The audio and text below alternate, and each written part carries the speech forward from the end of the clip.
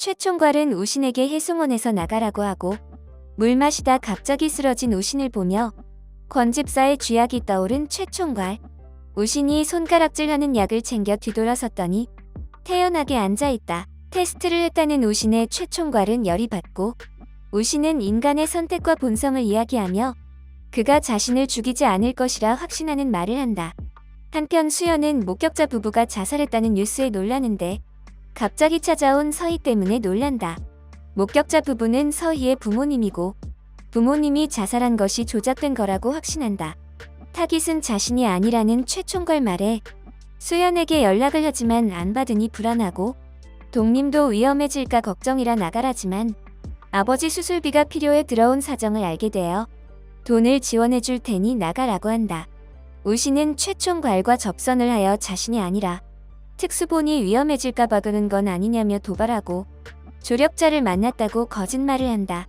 우신은 혜수가 보낸 편지를 빌미 삼아 불러들여 노골적으로 협박이고 편지를 보낸 목적이 있는 게 분명하다며 조력을 강요하지만 역효과였다.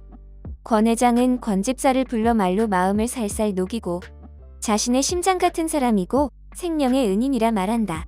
수연은 직접 김서희 부모님 사건을 조사하고 이 내용이 이 팀장의 귀에 들어가 자기 동생을 감시하라고 보낸다.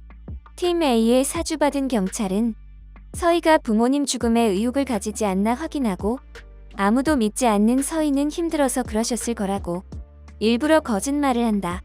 군수업체가 핵심인 해송.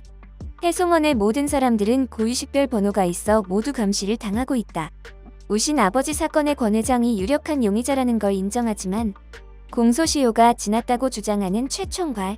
우신은 공소시효가 아직 18일 남아있고 때도 이창우와 권 회장의 접점이 중요하다는 말을 한다. 최 총괄은 확실한 증거를 요구한다. 두 사건은 연관이 있어 서희는 수연이 위험할까봐 혼자 사건을 파헤치려고 하지만 수연은 함께하자고 한다. 사실 서희는 진짜 목격자였다. 수연 아버지는 혼자 집에 들어갔고 누군가 천으로 뭔가 감싸고 들고 나온다. 우신은 혜수가 권 회장과 여행을 간다는 소식을 듣고 마음이 급해지고 남편에게 정확히 어떤 말을 들었는지 추궁한다. 자기 추천인을 알아봐 달라고 요구하며 그녀의 말을 녹음하여 들이댄다. 권 회장은 여행 때문에 회고록을 이어갈 수 없어 내년으로 연기할 거니 해송원을 나가라고 한다. 나갈 수 없는 우신은 머릿속이 복잡한데 마침 수어를 할 줄 알았던 동님이 우연히 윤 비서와 권 회장의 대화를 보게 되었고 해송과 환경철과 연관이 있고 총기 자유화가 목적이라는 것을 알게 된다. 권 회장을 찾아가 모든 걸 다 들었다며 이실직고하고 나간다고 떠보는데 대회비를 위해 회고록을 다시 진행하여 한다며 우신과 동님의 발을 묶는다. 수연을 감시하고 있던 특수본은 그에게 팀 A의 꼬리가 붙은 걸 알게 된다.